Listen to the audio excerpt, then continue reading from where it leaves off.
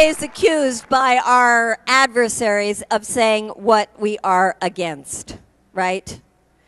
We're against aggressive wars. We're against the stealing of other people's resources, the rapacious use of other people's oil and water and agricultural products. We are against the aggressive use of the U.S. military. Let's talk a little about what we are for. Because right now we have a foreign policy that is based on aggression, and we have a foreign policy that manipulates the fear of the American people into justifying more aggression. What are we for? We're for a foreign policy that doesn't push people around the world to hate us, that pushes people around the world to love us. So what would be a foreign policy that's based on love? You know, people don't like to talk about love as a foreign policy, but really, we want people to love us around the world, don't we? It would make us so much safer here at home if we were loved around the world. So let me throw out a couple of those, and then we can you can tell me some of yours. I would say, given that we are here at a green festival, I think one policy that very clearly would make people love us instead of hate us around the world is that instead of just talking about our addiction to oil, we had a serious investment of energy, resources, know-how, skills to move us in the era of green, clean, sustainable energy policy that would stop us from invading other people's countries to get their oil. Other policies that would have people love us around the world, I must mention the U.S. policy in Israel. You cannot go to the Middle East without people telling you that as long as the U.S. continues to have its one-sided support for the Israeli government and continues to spend billions of dollars every year giving military hardware to the Israelis that is used to violate the basic rights of the Palestinian people, we will not be loved in that part of the world. We have to have a policy that stops supporting the Israeli military and that gets serious about a peace plan that will respect the basic rights of both the Israeli population as well as the Palestinians. A policy that would make us more loved and more safe in the world. We'll look right now at what we are facing with the threat of nuclear proliferation in North Korea, in Iran, and possibly in many other countries if indeed we continue on this spiral. It is impossible to stop nuclear proliferation as long as we continue with this incredibly hypocritical policy of saying this country can have nuclear weapons, this country can't have nuclear weapons. This country will abide by its obligations of the Non-Proliferation Treaty, but this country won't abide by its obligations. The United States signed on to the Non-Proliferation Treaty. It says that we will try to stop any new countries from gaining nuclear weapons, but you know what else it says? It says that those countries that already have nuclear weapons will work to end all nuclear weapons, disarm themselves. We must have a global policy of nuclear disarmament if we are ever going to stop the proliferation.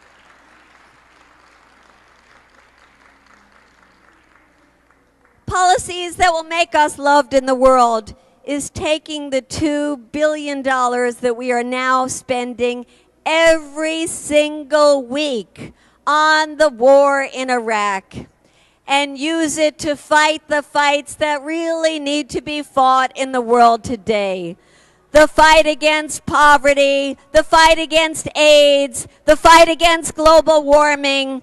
These are the kind of things that $2 billion must be invested in if we are going to be loved throughout the planet.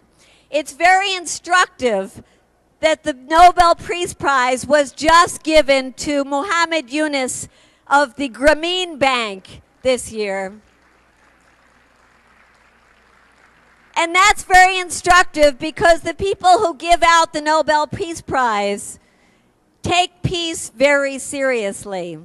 And they understand that as long as there is incredible poverty in the world, there will never be peace in the world. And that's why somebody like Mohammed Yunus, who has spent his life building up banks for the poor that give out loans as small as $10 to try to give people an investment in their future, is part of building peace. Imagine what we could do to support Mohammed Yunus and the kind of people's banks that he has been trying to build if we put the $2 billion we spend every week in this war instead into poor people's banks. Remember last year who got the Nobel Peace Prize? Do you remember? Wangari Maathai from Kenya. What did Wangari Maathai do? Planted trees. And so the people who give out the Nobel Peace Prize made what for some was a leap, but for them was no leap at all, to say, we have got to save this precious planet of ours if we are going to stop war. And that planting trees is one of the best things you can do to secure a more peaceful future for our planet. Imagine what we could do. Imagine how many trees we could be planting with the $2 billion we are spending every week on this unjust, illegal, immoral war in Iraq. We would save the planet and we would be loved by people throughout the world. Another policy that we must work towards, if indeed we're going to be loved in the world, is the issue of U.S. military bases all over the world. The number of U.S. military bases and military installations around the world is over 700. Absolutely astounding, in over 40 countries. You know, one of the reasons given by Osama bin Laden about why he hates the United States was the presence of U.S. military bases in Saudi Arabia. There are U.S. military installations in dozens of countries around the world that make people feel the aggressive hand of the United States. It is time for us to work to end the military occupation of dozens of countries, close down the military bases that have now spread throughout the world. Bring our military home because they are supposed to be a defense of this country, not an offensive force. I want to end with a story from a recent trip that some of us made to Lebanon, because we went to Lebanon at the height of the conflict between Israel and Lebanon, when the bombs were dropping every day. In fact, as most of the people were fleeing the country, a group of 4 women, Gail, myself, and 2 others, went into Lebanon to see who were the targets of the bombing, what was happening, could we help to bring humanitarian aid to people who were suffering. And we went to the refugee camps where thousands of people were sleeping out outside in the parks.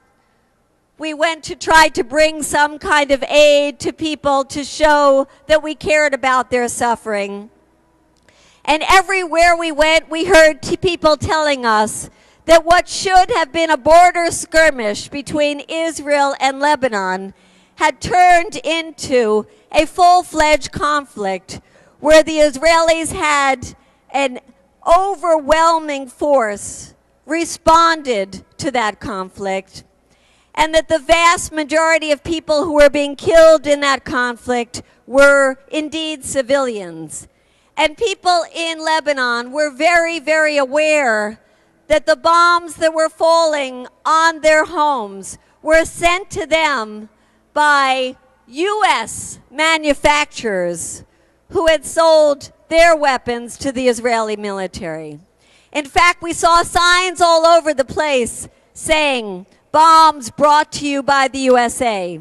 And the day that we got there, we met with somebody from the United Nations who said, "You're from the United States and you're here during this bombing. I advise you not to say that you are American citizens."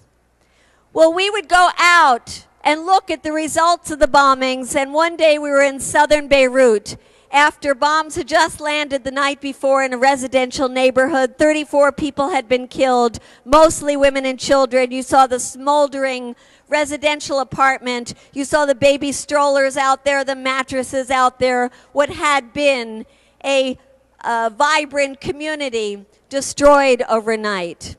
And we were standing there with some members of that community who were mourning the loss of their loved ones. And one of them came over to me and said, "Where are you from?" Well, there's the dilemma. And while I was thinking, oh my God, am I going to say I'm from Sweden or from Canada or from, wherever, I felt in that moment a real responsibility to say, I'm from the United States. So I said, I'm from the United States. And this guy reached in his pocket, and I thought, uh-oh, maybe he's going to pull out a gun and shoot me. And instead, he pulls out some candy bars. And he said, "Go back to the United States and tell them that while you gave us bombs, we gave you chocolate." So I think if we want to be loved in the world, one of our slogans can be, "Bonbons, not bombs." One of our slogans can be, "Books, not bombs." Our slogans can be, "Healthcare, not warfare," "Childcare, not warfare." I think you get the picture. If we want indeed to be safer in this world, we have to show the world that we care about the rest of the world.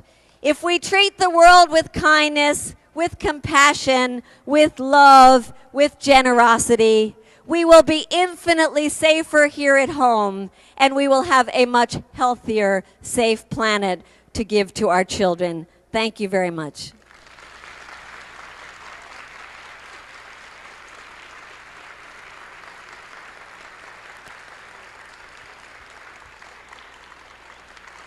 Yeah.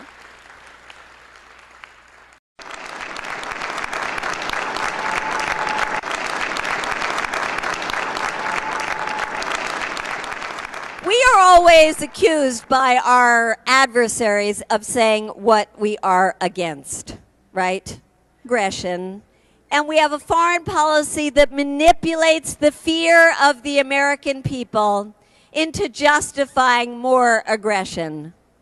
What are we for? We're for a foreign policy that doesn't push.